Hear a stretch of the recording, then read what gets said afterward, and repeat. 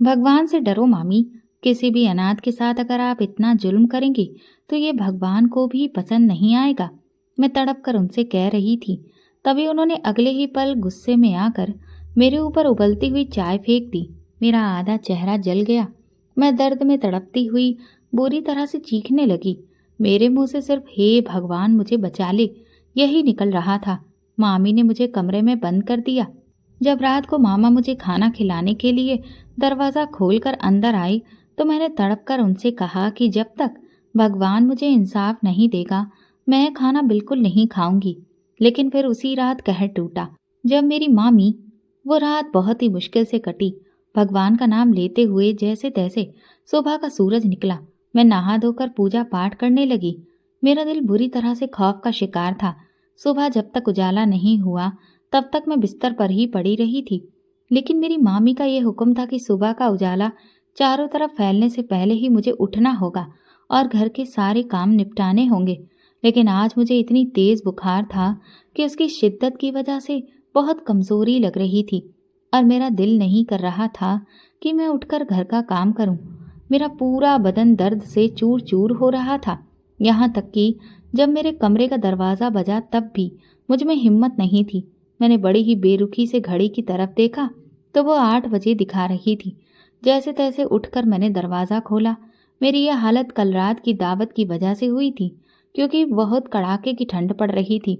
लेकिन इसके बावजूद भी मामी ने जो दावत रखी थी उसमें जितने भी बर्तन हुए थे वो सारे के सारे मुझसे ही धुलवाए थे और इसी वजह से आज मुझे तेज बुखार आ गया था। मुझ में इतनी ताकत भी नहीं बची थी कि मैं अपने कमरे का दरवाज़ा खुद से खोल पाती। मैं जरा सा देर क्या हुई दरवाज़ा जोर जोर से पीटा जाने लगा। मेरी मामी का गुस्सा साफ सुनाई दे रहा था। दरवाजे को जिस तरह से पीटा जा रहा था उससे साफ लग रहा था कि वो बहुत गुस्से में हैं। जैसे ही मैंने दरवाज़ा खोला उन्होंने मुझे देखा और गुस्से में बोली, कहाँ मर गई थी? वैसे तो सुबह के 7 बजे तक चाय बना देती है लेकिन आज 8 बज रहे हैं और अभी तक बिस्तर तोड़ रही है। आजकल तेरी मक्कारी बढ़ती जा रही है इसलिए बिस्तर से तेरी कमर चिपक गई है। मैंने बड़े ही अफसोस भरी नज़रों से मामी की तरफ देखा और कहा, मामी आज मुझे बहुत तेज बुखार है। उन्होंने ताना मारते हुए हंसकर कहा, ये बुखार तुम्हारा क्या बिगाड़ लेगा? तुम्हें चाहे जितना बुखार क्यों ना हो लेकिन तुम अब तक हमारे सीने पर मूंग दलने के लिए बैठी हो।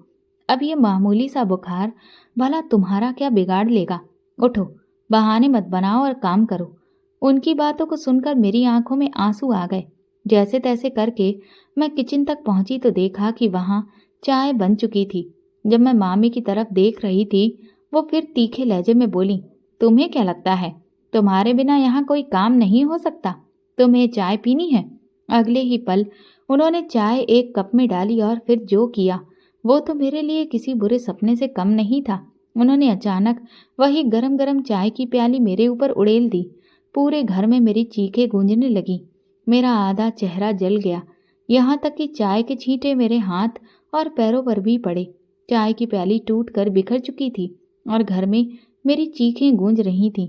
मैं जोर जोर से चीख चीख कर रोने लगी। सारे घर वाले उठकर आ गए लेकिन किसी तमाशबीन की तरह सब कुछ देखकर वापस लौट गए क्योंकि उनके लिए ये सब कुछ नया नहीं था। मामी ने जो सजा दी थी वो मेरे लिए जानलेवा थी। मैं वहीं बैठकर रोने लगी। दर्द की शिद्दत से तड़पने लगी, चिल्लाने लगी। बुखार की वजह से मेरा पूरा वजूद कांप रहा था। हैरानी की बात थी कि इस हालत में भी मामी का गुस्सा ठंडा नहीं हुआ। उन्होंने मुझे धक्का देकर स्टोर रूम में बंद कर दिया। मैं चीखती रही, चिल्लाती रही। मैंने उनसे कहा, मामी एक अनाथ पर कम से कम इतना जुल्म मत करो। लेकिन उन्होंने जैसे अपने कानों पर रुई लगा रखी हो। फिर मुझे कुछ भी कहने और सुनने के काबिल नहीं छोड़ा। मैं वहीं बैठकर अपने दर्द को सहती रही।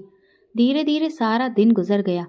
होना तो ये चाहिए था कि उन्हें अपनी गलती का एहसास होता, लेकिन उनके अंदर तो एहसास नाम की कोई चीज़ ही नहीं थी। मुझे अपना अतीत याद आने लगा। मैं इस वक्त 23 साल की थी और इन 23 सालों में मैंने उनके जुल्म सितम को बर्दाश्त करते हुए कई साल गुजारे थे। लेकिन अब मेरी बर्दाश्त की हद खत्म हो गई थी। मैं रो रो कर भगवान से प्रार्थना कर रही थी। थोड़ी देर बाद मेरे कमरे का दरवाज़ा जोर जोर से बजा। शायद रात का वक्त था। मैं रो रही थी और भगवान से प्रार्थना कर रही थी कि मेरी मामी को उनके जुल्म का अंजाम मिले, क्योंकि अब मेरी सहने की ताकत खत्म हो गई थी। जैसे ही मैंने दरवाज़ा खोला, सामने मामा खड़े थे। मैं उन्हें देखकर फूट फूट कर रोने लगी और मैंने उन्हें सब कुछ बताया, लेकिन उन्होंने एक शब्द भी अपनी पत्नी को नहीं कहा।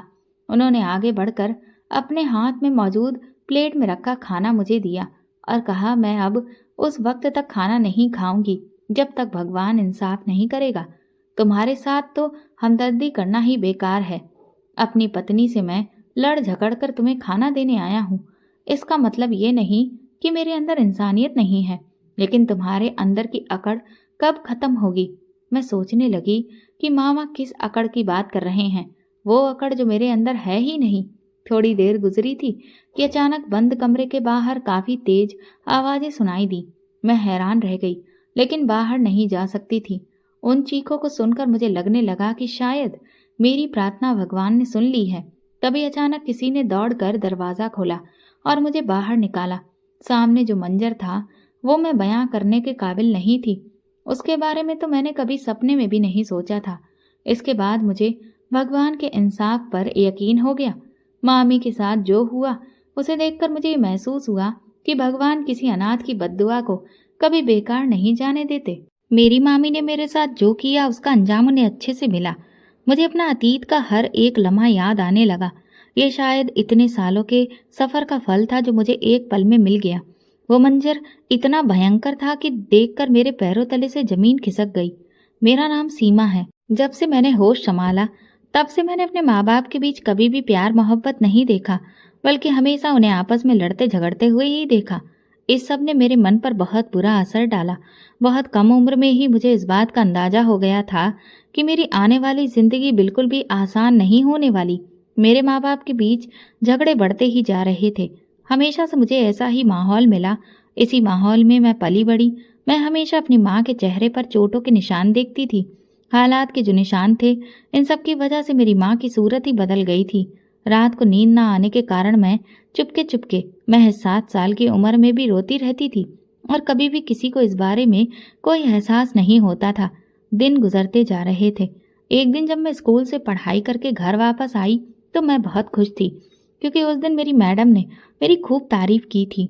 उन्होंने मुझे बहुत सराहा था और इस वजह से मैं अपनी खुशी किसी से साझा करने के लिए बेताब थी।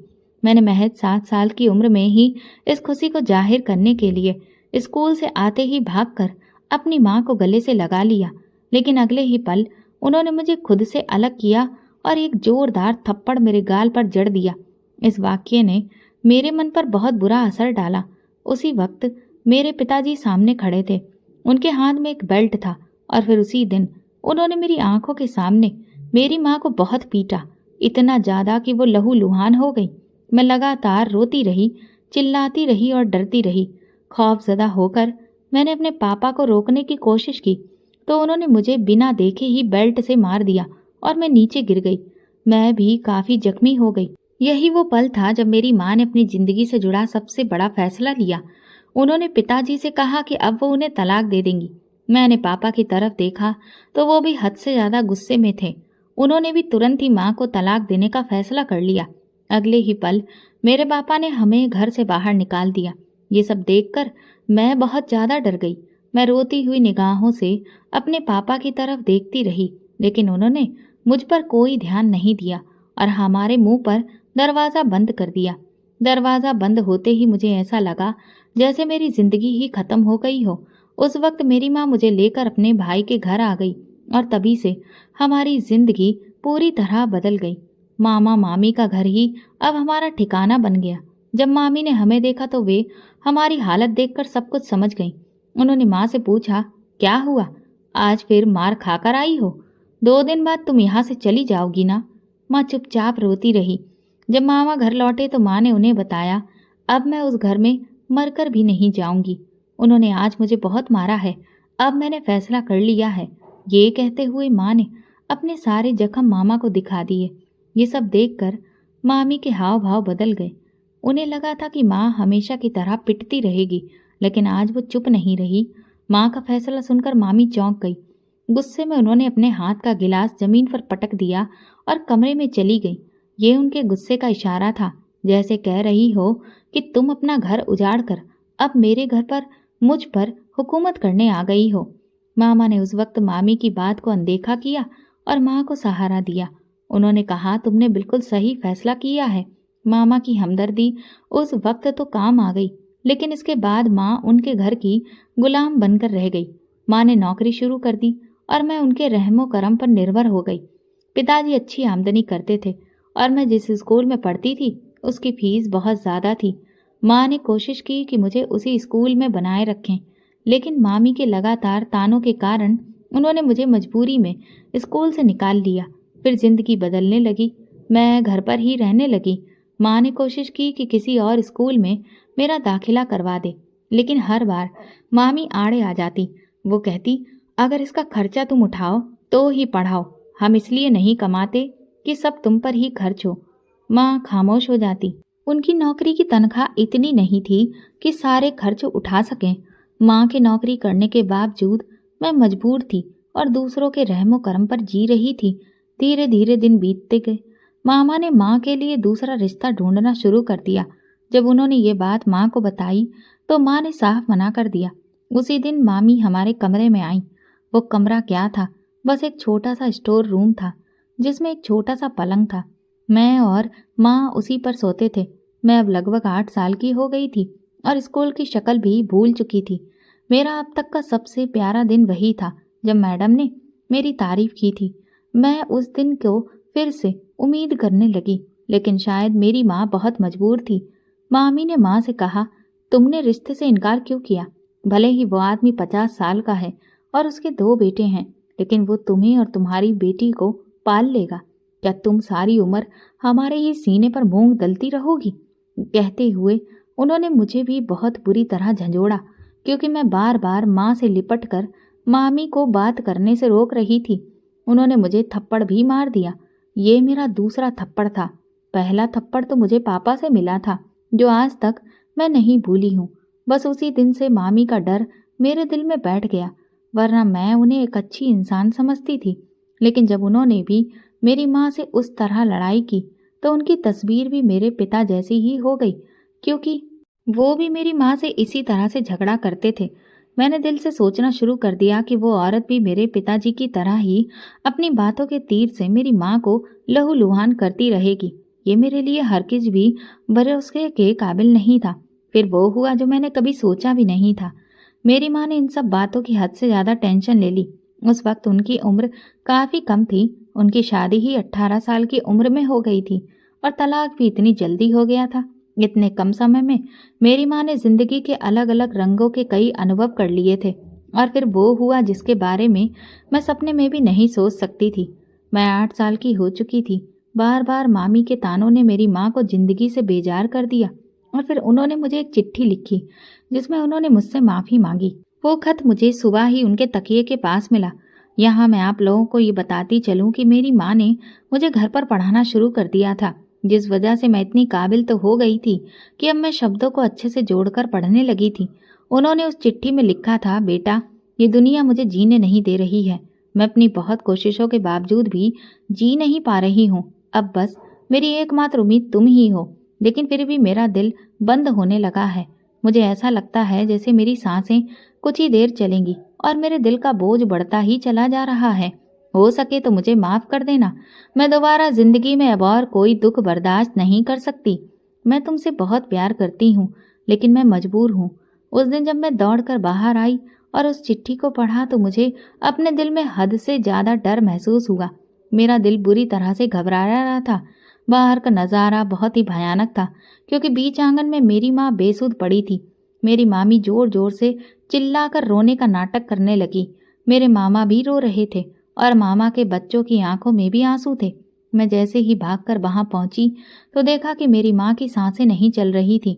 मामी ने आगे बढ़कर मुझे अपने गले से लगा लिया और मुझसे कहने लगी, तुम आज से अनाथ हो गई। जैसे ही मैंने ये सुना मुझे ऐसा लगा कि जैसे मेरी सांसें रुक गई हों। 8 साल की उम्र तक मेरा जहन काफ़ी हद तक बड़ा हो चुका था। मैं जोर जोर से रोने लगी। वहाँ मौजूद तमाम लोग मुझे दिलासा देने लगे, लेकिन मुझे उन लोगों से नफरत हो गई। वे कैसे लोग थे जो मेरी माँ को इस अंजाम तक पहुंचाने के बाद मुझ पर हमदर्दी जता रहे थे। उसी दिन से मैंने तय कर लिया कि यही लोग मेरे दुश्मन हैं। इन्हीं की वजह से मेरी माँ मुझे इस दुनिया में अकेला छोड़कर चली गई है। लेकिन मुझे इस बात का अंदाजा नहीं था कि ये तो बस मेरी सबसे बदतर जिंदगी की शुरुआत थी। इसके बाद मुझे जो कुछ भी सहना था वो नाकाबिले बर्दाश्त था। ये तो मेरी हिम्मत थी जो मैंने इसके बाद भी मामी के कई जुल्म सहे। मुझे नहीं पता था कि मामी अब एक क्रूर औरत बन जाएगी और मेरी जिंदगी पूरी तरह से तबाह हो जाएगी। मेरी माँ के देहांत को सिर्फ 3 दिन ही गुजरे थे, लेकिन मामी के हाव भाव पूरी तरह से बदल चुके थे। लोगों के सामने वो प्यार जताकर मुझसे हमदर्दी करती थी, लेकिन उनकी असलियत मुझे 3 दिन के भीतर ही समझ आ गई थी। उन्होंने तड़के सुबह सुबह मुझे कमरे में आकर उठाया और कहने लगी, चल उठ, क्या सारा दिन पलक तोड़ेगी?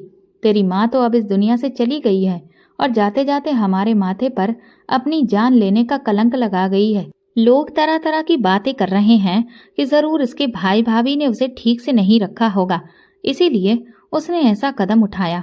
सब लोग तुझ पर तरस खा रहे हैं, जबकि तू तरस खाने के लायक बिल्कुल भी नहीं है। इन सारी बातों को समझने के लायक मैं नहीं थी, इसलिए बस रोने लगी। लेकिन फिर भी मामी को मुझ पर जरा सा भी रहम नहीं आया। उन्होंने कड़कड़ाती ठंड में मुझे सुबह सुबह ही उठाकर रसोई में खड़ा कर दिया और कहने लगी कि अब ये पूरा किचन मुझे साफ करना है। मुझे घर के काम करना नहीं आता था, इसलिए जब मैंने बर्तन धोने शुरू किए तो कांच के कई बर्तन टूट गए। ये देखकर मामी का गुस्सा 7वें आसमान पर पहुंच गया। उस रात उन्होंने मुझे लकड़ी के डंडे से बहुत मारा और मैं वहीं रोते रोते आंगन में सो गई। अपनी माँ को याद करते करते मेरी आंख लग गई। उस वक्त मैंने सपना देखा कि मेरी माँ खूब हंस रही है, मेरे साथ खेल रही है और मुझे अपने पास बुला रही है। लेकिन जैसे ही मैं उनकी तरफ बढ़ती हूँ, हमारे बीच में एक दीवार बन जाती है। तभी अचानक मेरी आंख खुल जाती है। मैं सोचने लगी कि ये सपना कैसा था। सच कहूँ तो ये सपना ऐसा था जिसे मैं चाहकर भी खत्म नहीं होने देना चाहती थी, क्योंकि मैंने अपनी माँ को पहली बार मुस्कुराते हुए देखा था और मैं चाहती थी कि वो मुस्कान कभी खत्म ना हो। लेकिन फिर मामी की तेज आवाज ने मेरी आंखें खोल दी। शायद वो रात का कोई आखिरी पहर था। मैं हद से ज्यादा घबरा गई थी, इसलिए तुरंत दौड़कर मामी के कमरे की तरफ जाने लगी। मुझे नहीं पता था कि वो तो इस वक्त एक क्रूर औरत बनी बैठी हैं और मुझे दुख और तकलीफ देने के लिए किसी भी हद तक जा सकती हैं। मैं जैसे ही आगे बढ़ी तो मुझे उनकी बातें करने की आवाज सुनाई दी। वो आवाज उनके कमरे से नहीं, बल्कि उनके कमरे के बगल में मौजूद गैलरी से आ रही थी। मैं जब उस तरफ झांकने लगी तो देखा कि वो किसी को पैसे दे रही थी और कह रही थी, तुम अपना मुंह बंद रखना, क्योंकि ये सब कुछ हमने आपस में मिल बांट कर तय किया है। किसी को कुछ भी मत बताना, ये तुम्हारा मुआवजा है। मेरा छोटा सा मन ये सब कुछ भला कहाँ समझ सकता था, लेकिन मैंने जो कुछ सुना उससे मेरे छोटे से मन ने पूरी तरह से आत्मसात कर लिया था, जो कि अब छोटा नहीं रहा था, अब वो काफी हद तक बड़ा हो चुका था। जुल्म के साथ साथ वो इस बात का भी आदी हो चुका था कि जालिम कौन है। मामी ने उस दिन उस आदमी को पैसे देकर वहां से रवाना कर दिया और कहा कि मैंने इसका पूरा इंतजाम कर दिया है। सबको लगा कि उसने अपनी जान खुद ही ले ली है, जबकि किसी को इस बात का अंदाजा भी नहीं हुआ कि उसे तो खाने में जहर दिया गया था। ये सब सुनते ही मेरे पैरों तले से जमीन खिसक गई और मेरी चीख निकल गई। मामी ने मेरी चीख सुन ली, उनके हाथ पैर ठंडे पड़ने लगे। लेकिन अगले ही पल जैसे ही उन्होंने देखा कि ये सारी बातें मैंने वहीं खड़े होकर सुनी हैं और ये चीख भी मेरी ही थी, तो उन्होंने तुरंत मुझे अपनी क्रूरता का निशाना बना डाला। इस बार तो उन्होंने हद ही कर दी थी। उन्होंने मुझे स्टोर रूम में बंद कर दिया, वही स्टोर रूम जिससे वो मुझे हमेशा डराया करती थी कि वहां ढेर सारे चूहे और छिपकलियां रहती हैं। कहती थी, अगर तुम मेरी बात नहीं मानोगी और मुझे परेशान करोगी तो मैं तुम्हें इसी स्टोर रूम में बंद कर दूंगी। आज खुद को चूहों और छिपकलियों के बीच देखकर भी मैं नहीं रोई, क्योंकि जो हकीकत मुझे पता चली थी वो इतनी भयानक थी कि अगर मैं मामा को बता देती तो मामी का घर पूरी तरह से बिखर जाता और फिर वो खुद पर कैसे इतना फक्र करती। मैं डर के मारे बिल्कुल चुप हो गई थी। मामी की क्रूरता ने मेरी सोचने समझने की क्षमता खत्म कर दी थी। ऐसा लग रहा था जैसे मैं खुद को पूरी तरह से भूल चुकी हूँ। अगली सुबह जब उन्होंने मुझे स्टोर रूम से बाहर निकाला तो मैं बहुत बुरी तरह घबराई हुई थी। उनके आदेश पर मैं सारे काम लगातार करती जा रही थी, क्योंकि उन्होंने आंखों ही आंखों में मुझे इशारा कर दिया था कि अगर तुमने किसी को कुछ भी बताया तो तुम भी अपनी माँ की तरह बेमौत मारी जाओगी। वो मेरी माँ की कातिल थी और मेरी आंखों के सामने खुली घूमती फिरती रही और मैं उसका कुछ भी नहीं कर सकी। उस वक्त मैं बहुत छोटी थी। मैं अंदर ही अंदर इस बात का सदमा लेकर धीरे धीरे बड़ी होती रही। ये बात मैंने किसी को भी नहीं बताई, बस हर पल अपनी माँ को याद करके रोती रहती। मेरे लिए रातें बहुत मुश्किल होती थी। कभी मुझे किचन एरिया में सोना पड़ता था तो कभी कमरे के बाहर, क्योंकि मेरा कोई ठिकाना ही नहीं था। अब मामी के बच्चे भी बड़े हो गए थे। घर में मौजूद 6 कमरों में से 4 कमरे उनके बच्चों के पास थे। मामा मामी का एक कमरा था और एक गेस्ट रूम था। मुझे अक्सर उसी गेस्ट रूम में सोना पड़ता था, लेकिन मामी को ये बात भी बर्दाश्त नहीं थी। वो अक्सर मुझे वहां से भी हटा देती थी, ये कहकर कि कल मेहमान आने वाले हैं, कभी कहती परसों आएंगे। मामी के 4 बच्चे थे, 2 बेटे और 2 बेटियां। बेटियां मुझसे बड़ी थीं और बेटे छोटे, लेकिन वे सब मुझे अपनी नौकरानी समझते थे। कभी उनकी बड़ी बेटी मुझे अपने कपड़े प्रेस करने को देती तो उनका छोटा बेटा मुझसे सारा होमवर्क करवाता। रात को जब मैं थकी हारी सोने की जगह तलाश करती तो ये सब अपने काम मेरे पास ले आते। अगर मैं मना करती तो मामी का कहर मुझ पर टूट पड़ता। मैं उनके लिए एक फुल टाइम नौकरानी थी, एक ऐसी नौकरानी जिसे तनख्वाह देने की भी जरूरत नहीं थी। बस 2 वक्त की रोटी चाहिए थी और वो भी तब मिलती थी जब सब खाना खा चुके होते और बचे हुए टुकड़ों में से मुझे खाना पड़ता था। मैं अक्सर भगवान को याद करके रोती रहती थी। मैं आपको ये बताती चलूं कि जब मामा को मुझ पर थोड़ा तरस आया तो उन्होंने मुझे कुछ किताबें लाकर दी थी और कहा कि तुम इनको पढ़ो और एग्जाम की तैयारी करो। तुम्हें पढ़ाना अब मेरी जिम्मेदारी है। लेकिन मामी को ये भी बर्दाश्त नहीं हुआ। उन्होंने चुपचाप मेरे पास से किताबें लेकर कहीं छुपा दी और सीधे तौर पर कह दिया कि अब ये क्या पढ़ेगी, इसने तो अपनी किताबें फाड़ डाली हैं। इतना बड़ा झूठ सुनकर मेरा दिल किया कि जोर जोर से चिल्लाऊं। अब मैं लगभग 15 साल की हो चुकी थी। इन बीते सालों में उन्होंने मुझ पर जुल्म करने की सारी हदें पार कर दी थी और मैं चुपचाप सहती रही। वो रात जो मैंने बचपन में सुना था मेरे सीने में दफन था और अब भी मुझे याद था। मामी की बेटियां अब शादी के काबिल हो चुकी थीं, इसलिए उनके रिश्ते आने लगे थे। मैं मामी की बेटियों से ज्यादा सुंदर थी, इसलिए मामी ने मुझ पर ये पाबंदी लगा दी कि जब भी कोई मेहमान घर में आएगा तो मैं घर के पीछे बने छोटे से कमरे में छुप जाया करूं। वो कमरा बहुत बदबूदार था, जहां गटर की लाइनें थीं। वो अक्सर मुझे पूरा दिन उसी कमरे में बिठाए रखती थी। काम तो सारा मुझसे ही करवाती थी, सफाई, खाना पकाना। लेकिन जब रिश्ते वाले आते तो मुझे धमकाकर उस कमरे में भेज देती। मेरे मामा को मामी की इन हरकतों की भनक नहीं थी। हाँ, वो इतना जानते थे कि मामी मुझे पसंद नहीं करती। इसीलिए जब मामी ने किताबों की बात कही तो उन्होंने उस पर विश्वास नहीं किया और खुद किताबों की तलाश में लग गए। जब उन्हें किताबें मिल गईं, तो फिर उन्होंने वापस आकर मुझे वो सारी किताबें थमा दी। मैं चुपके चुपके रातों को जाग जाग कर एग्जाम की तैयारी करने लगी। जब मैंने उन किताबों को समझकर और पड़ोस में रहने वाली लड़कियों से किताबों से जुड़ी चीजें पूछ पूछ कर अच्छे से पढ़ना शुरू कर दिया था, तब जाकर मेरी पढ़ाई में सुधार हुआ। जब मैंने मैट्रिक पास कर लिया तो मामा ने मेरा एडमिशन कॉलेज में करवा दिया और उन्होंने मामी को इस बात का एहसास भी नहीं होने दिया। उन्होंने मुझसे साफ कह दिया था कि अगर तुम पढ़ना चाहती हो तो चुपचाप पढ़ो, तुम्हारी मामी को इस बात की खबर नहीं होनी चाहिए। मैं प्राइवेट तौर पर पढ़ने लगी थी। मैंने अपनी सारी किताबें भी छुपा दी थी। मामी उस समय अपनी बेटियों के रिश्तों के लिए बहुत ज्यादा व्यस्त थी, इसलिए उन्होंने मुझ पर ध्यान देना अब बंद कर दिया था और इसी कारण मैं अब सुकून की सांस लेने लगी थी। अलबत्ता घर के सारे कामों का बोझ अभी भी मेरे सिर पर ज्यों का त्यों ही था। हफ्ते में पूरे घर के कपड़े पहले मुझे ही धोने पड़ते, फिर उन्हें सुखाने के बाद छत से उतार कर तय करके रखना और हर एक के कमरे में पहुंचाने की जिम्मेदारी भी मेरी ही थी।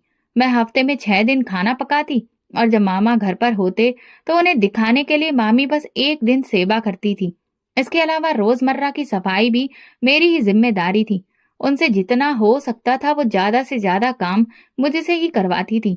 अब इतने सालों से काम करने की वजह से मुझे भी इन सारे कामों को करने की आदत हो गई थी। अभी 2-3 हफ्तों से उन्होंने मुझे जली कटी सुनाना भी बंद कर दिया था, क्योंकि वो कुछ परेशान नजर आने लगी थी। मालूम करने पर पता चला कि उनकी बड़ी बेटी को अपने क्लास का कोई लड़का पसंद आ गया है, लेकिन मामा इस बात पर राजी नहीं है। इसीलिए वो जल्दी से जल्दी उसके लिए रिश्ता ढूंढकर उसकी शादी कर देना चाहते हैं। उसके लिए एक बहुत ही शानदार घर में रिश्ता देखा गया था। वो लोग उनकी बड़ी बेटी को देखने आए थे और यही मुझसे गलती हो गई। वे लोग जल्दी पहुंच गए थे और मैंने अब तक टेबल नहीं सजाई थी। जैसे ही मैंने टेबल सजाकर वहां से जाने लगी, उनके बेटे ने मुझे देख लिया और उसने धीरे से अपनी माँ को इशारा किया। उन लोगों ने मामी से मेरे बारे में पूछा तो एक लम्हे के लिए मामी की आंखों के आगे अंधेरा छा गया। मामी ने तुरंत बहाना बनाया कि बेटा, ये तो नौकरानी है। उनकी ये बात सुनकर मेरी आंखों के आगे अंधेरा छा गया। मैंने आगे बढ़कर उनकी बात को काटना चाहा, लेकिन मामी की तेज आंखों की आग को देखकर मेरा पूरा वजूद डर के मारे कांपने लगा। मैं रोते हुए अंदर चली गई। वहां मौजूद सभी लोगों ने जब ये सब कुछ देखा तो मामी ने बात संभालने के लिए उनसे कहा कि ये लड़की थोड़ी ज्यादा इमोशनल है, इसे अपनी मरी हुई माँ बहुत ज्यादा याद आती है और इसीलिए ये रो रही है। वे लोग निश्चिंत हो गए और फिर वहां से चले गए। लेकिन इसके बाद जो कहर मेरी जिंदगी में टूटा वो मैं कभी भी नहीं भूल सकती। मामी स्टोर रूम में तुरंत बौखलाई हुई आई और उन्होंने मेरे बालों को कसकर पकड़कर खींचा और मुझे जमीन पर पटक दिया। उन्होंने कहा, किस बेवकूफ ने तुझे ये बताया था कि तू उन लोगों के सामने आए? क्या मैंने तुझे साफ साफ नहीं समझाया था कि तू मेहमानों के सामने नहीं आएगी? मैंने रोते हुए अपनी सफाई देने लगी कि मैं जानबूझकर मेहमानों के सामने नहीं आई थी, बल्कि मैं तो वहां टेबल सजा रही थी और तभी अचानक वो लोग आ गए और उन्होंने मुझे खुद ही देख लिया। उन्होंने तो मुझसे पूछा भी था, लेकिन मैंने उन्हें कुछ भी नहीं बताया था, बल्कि आपने ही उल्टा मुझे नौकरानी बता दिया। मैं शिकायत करती हुई नजरों से उनकी तरफ देख रही थी, लेकिन मुझे नहीं पता था कि वो आज मुझे खा जाने को तैयार हैं। उन्होंने मुझ पर जुल्म करना शुरू कर दिया। मुझ पर थप्पड़ों की बारिश शुरू हो गई। उनकी बड़ी बेटी भी वहां मौजूद थी, जो जहर उगलने लगी। वो कहने लगी, ये लड़की अगर यहाँ पर रही तो हम दोनों बहनों का रिश्ता कभी भी तय नहीं हो सकता। शक्ल सूरत थोड़ी ज्यादा बेहतर मिल गई है इसे, तो अब इसे इसका हिसाब देना होगा। मामी ने उसे उस वक्त कुछ भी नहीं कहा। उन्होंने मुझ पर थप्पड़ों की बारिश करने के बाद कहा, जा किचन में जाकर काम कर, वहां पर बहुत सारे बर्तन धोने को पड़े हैं, वो जाकर बर्तन धोकर रख। मैं रोती रोती उनकी बात में सिर हिलाया। ये ठंड का मौसम था, दिसंबर के दिन चल रहे थे। मैंने जैसे तैसे करके इतनी कड़कड़ाती ठंड में नल से आने वाले बर्फीले पानी से सारे बर्तन धोए। रात हुई तो मुझे हल्का हल्का बुखार सा महसूस होने लगा। 2 दिन से मुझे अपने शरीर में काफी दर्द महसूस हो रहा था, लेकिन मैंने उस दर्द को किसी से भी बताना ठीक नहीं समझा, क्योंकि मुझे वैसे भी अपने काम से कभी छुट्टी नहीं मिलती थी। इस बीच मामी न जाने क्यों चुप सी हो गई थी। उनके दिमाग में कुछ चलने लगा था। मुझे थोड़ा सा अजीब लगने लगा। बर्तन धोकर जैसे ही मैं फ्री हुई और पीछे पलटी तो वो मुझे अपने सिर पर ही खड़ी दिखाई दी। कहने लगी, तुम आज यहीं पर सोना, तुम्हें तुम्हारे कमरे में सोने की कोई इजाजत नहीं है। उनकी ये बात सुनकर मुझे काफी हैरानी हुई, लेकिन फिर कुछ देर सोचने के बाद मामी ने अचानक मुझे मेरे कमरे में जाकर लेटने की इजाजत दे दी। उनकी इस मेहरबानी की वजह मुझे समझ में नहीं आई। मैं बहुत ज्यादा थकी हुई थी। सारा दिन मैंने काम किया, मेहमानों के लिए खाना तैयार किया और अब उन लोगों के जाने के बाद भी किचन का सारा फैला काम मैंने ही समेटा। मामी की बेटियां लॉन्ज में सोफे पर चढ़कर आराम से अपना फेवरेट टीवी सीरियल देख रही थी। मैं उनकी किस्मत को देखकर जलन करते हुए अपनी किस्मत को देखकर रोने लगी। कभी कभी मैं अपनी माँ से इस बात की शिकायत करती कि आप मुझे इस दुनिया में छोड़कर इतनी जल्दी क्यों चली गई, मुझे अकेला इस नर्क में धकेल कर चली गई। और मेरे पापा, उनका भी अब कुछ अता पता नहीं था। मुझे मामा के जरिए ही ये बात पता चली थी कि माँ को तलाक देने के बाद पिताजी ने दूसरी शादी कर ली थी और अब उनकी दूसरी शादी से 2 बच्चे हैं, जिनके साथ वो खुशी खुशी रह रहे हैं। ये सब सुनते ही मेरी आंखों में आंसू आ गए थे कि काश वो मेरी माँ के साथ समझौता कर लेते, तो मैं भी एक हंसी खुशी परिवार के साथ आराम से रह रही होती। यहाँ तो मैं पूरी तरह से मामी के रहमो करम पर पड़ी हुई हूँ।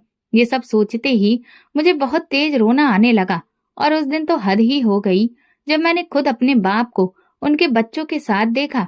मेरी आंखों में बेपनाह हसरत थी। मैं उन्हें एक बार भी पुकार न सकी और फिर इसके बाद ही वो रिश्ते वाला मामला हो गया।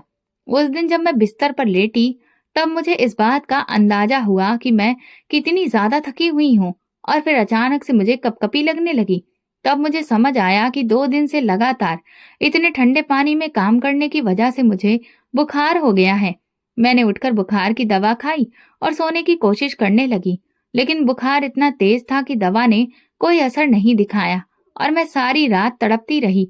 सुबह जब हल्की हल्की रोशनी फैलने लगी तब जाकर कहीं मुझे नींद आई। मेरे अंदर जरा भी हिम्मत नहीं बची थी कि मैं उठकर कोई भी काम करूं, लेकिन मुझे अच्छे से पता था कि ये मेरे उठने और काम करने का समय है। पर मेरा शरीर जवाब दे गया था, लेकिन दिमाग को तो सब पता था ना। और इसी डर की वजह से अब मुझे नींद नहीं आ रही थी। मैं चुपचाप बिस्तर पर लेटी थी। बार बार मेरी नजर घड़ी पर जाती और मैं यही सोच रही थी कि अब मामी जब मुझे किचन में खड़ा नहीं देखेंगी तो फिर पूरे घर में हंगामा कर देंगी। कल रात भी वो मुझसे बहुत ज्यादा गुस्सा हुई थी, जबकि मेरी कोई गलती नहीं थी।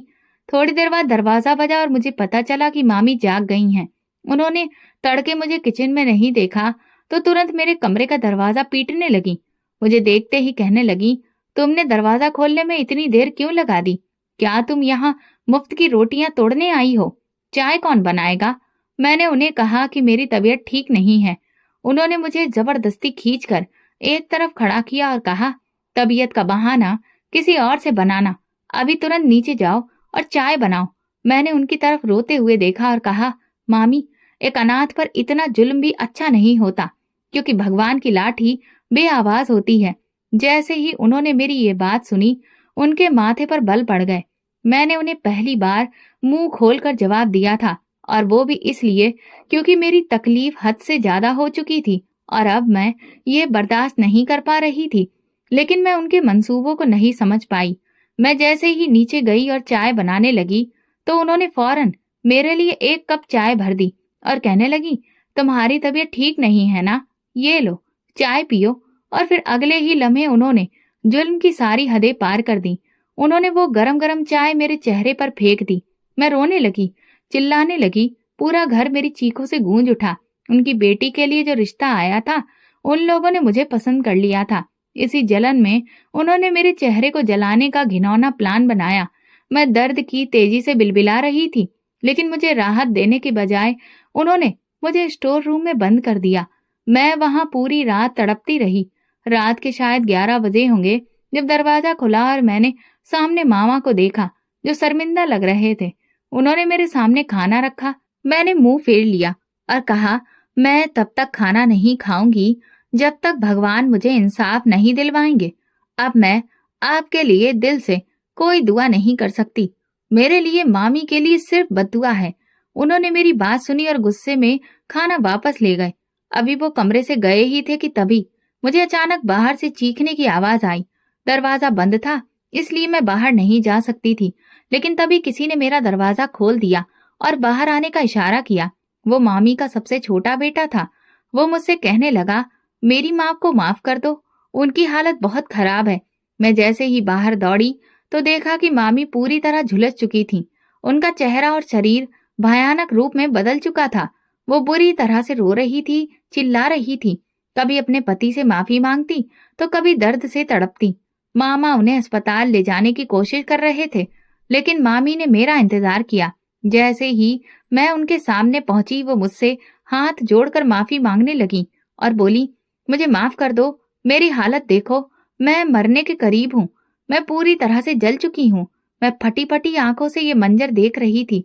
कल तक जो औरत मुझ पर जुल्म की सारी हदें पार कर रही थी, आज वो मेरे सामने हाथ जोड़कर अपने किए की माफी मांग रही थी। हालांकि मैं उन्हें माफ नहीं करना चाहती थी, लेकिन उनकी हालत इतनी दर्दनाक थी कि ये सब देखकर ऐसा लगा जैसे किसी ने मेरा दिल मुट्ठी में कैद कर लिया हो। उनके साथ जो हादसा हुआ उसे बयान कर पाना बहुत ही मुश्किल है। वो मुझे बंद किए जाने के बाद जैसे ही किचन में दाखिल हुई और उन्होंने गैस जलाई तभी अचानक आग ने उनके पूरे शरीर को अपनी लपेटों में ले लिया। वो भागकर बाहर आई, लेकिन उनका पैर फिसल गया और वे वहीं गिर पड़ी। उनकी कमर की हड्डी में बुरी तरह चोट लग गई।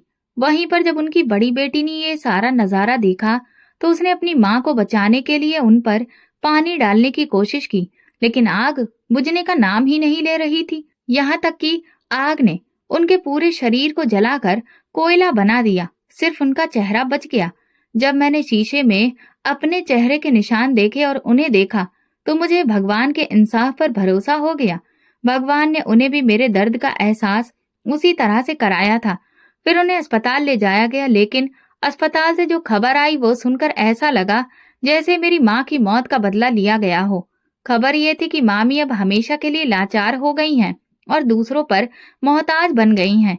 ये सुनकर मुझे खुशी तो नहीं हुई, लेकिन इस बात का एहसास जरूर हुआ कि इंसान जो बोता है वही काटता है। मामी काफी लंबे समय से अपने लिए मुसीबत के बीज बो रही थी और आज जब उनके जुल्मों की फसल तैयार हुई तो उसने उन्हें किसी लायक नहीं छोड़ा। वे बुरी तरह से झुलस गईं और लाचार होकर बिस्तर से लग गईं। ये भगवान का सबसे बड़ा इंसाफ था। वो मुझसे बार बार माफी मांगती, लेकिन मैं उन्हें कोई जवाब नहीं देती। मैं इतनी जल्दी उन्हें उनके सारे गुनाहों के लिए कैसे माफ कर देती? वे जुल्म जो मैंने सालों तक सहे थे, लेकिन फिर भी मेरा दिल उनकी तरह पत्थर नहीं बन सका। मैंने उन्हें माफ कर दिया। वो घर आ गईं। उनके लिए मामा ने एक केयर टेकर का इंतजाम कर दिया। मैं अब उनके कमरे में कम ही जाती थी। उधर मेरे एग्जाम्स भी शुरू हो चुके थे और मैं मन लगाकर उसकी तैयारी करने लगी। मामा ने घर में एक नौकरानी भी रख दी, जिससे मेरी जिंदगी थोड़ी आसान हो गई थी और मैंने सुकून की सांस ली। जो कुछ भी मामी ने मेरी माँ के साथ किया था, उससे बढ़कर उन्हें सजा मिल गई थी। मेरी माँ तो इस दुनिया से विदा होकर कहीं न कहीं सुकून की जिंदगी गुजार रही होगी, लेकिन अब मामी का क्या होगा? उन्होंने इस दुनिया में रहकर जिल्लत और रुसवाई को गले लगाया था। एक अनाथ पर जुल्म करके उन्होंने अपने गुनाहों की फहरिस्त इतनी लंबी कर ली थी कि भगवान को भी उन पर तरस नहीं आया। अब वे एक लाचार जिंदगी जीने पर मजबूर हैं। जब भी मैं उनके कमरे के पास से गुजरती हूँ तो उनकी रोने चिल्लाने की आवाजें सुनाई देती हैं। ऐसे समय में उनकी सगी औलादें भी उन्हें छोड़ चुकी हैं। मामा अब दूसरी शादी के बारे में गंभीरता से सोच रहे हैं। मुझे ना तो इन बातों में कोई खुशी है और ना ही कोई दुख। मैं तो बस भगवान के इंसाफ को देख रही हूँ। मेरी जिंदगी में अब सुकून आ गया है, क्योंकि मेरी जिंदगी को दुखों से भरने वाली अब खुद बिस्तर से लग गई है। मामी अब अपने कर्मों की सजा भुगत रही हैं। मैं पढ़ लिख कर अब एक अच्छी नौकरी कर रही हूँ। मामा ने मेरे लिए एक बहुत ही अच्छा रिश्ता देखा है। उस रिश्ते को देखकर मुझे ये उम्मीद है कि मेरी आगे की जिंदगी बेहतर गुजरेगी। मैंने इतने साल जिस नरक में रहकर गुजारे हैं, अब उसके दरवाजे बंद होने वाले हैं। मेरे होने वाले पति बहुत चाहते हैं मुझे और एक नेक दिल इंसान है। उनकी नजर में किसी को सुकून देना ही जीवन का सबसे बड़ा मकसद है। मैं एक ऐसे बेहतरीन इंसान के साथ अपनी जिंदगी आगे बढ़ाने के लिए बेसब्री से इंतजार कर रही हूँ। उनका जो जमीर मैंने अब तक देखा है, उससे मुझे उम्मीद है कि मेरी जिंदगी में अब सिर्फ खुशियां ही खुशियां होंगी। दूसरी ओर मामी अब सिर्फ दूसरों पर बोझ बनकर रह गई हैं। उनके अपने सगे संबंधी भी अब उनकी ओर नहीं देखते। उनकी दुनिया अब एक कमरे तक सीमित रह गई है। अक्सर उनके कमरे से चीखने चिल्लाने की आवाजें आती हैं, लेकिन कोई भी उनकी परवाह नहीं करता। जो कुछ भी वे अब तक करती आई थीं, उसका अंजाम ही आज वे भुगत रही हैं। दोस्तों, अगर आपको हमारी कहानी पसंद आई हो तो कमेंट करके जरूर बताएं। वीडियो को लाइक करें और ज्यादा से ज्यादा शेयर करें। अगर आप चैनल पर नए हैं तो सब्सक्राइब जरूर करें और नोटिफिकेशन बेल दबाएं ताकि अगली अपडेट सबसे पहले आपको मिले। धन्यवाद।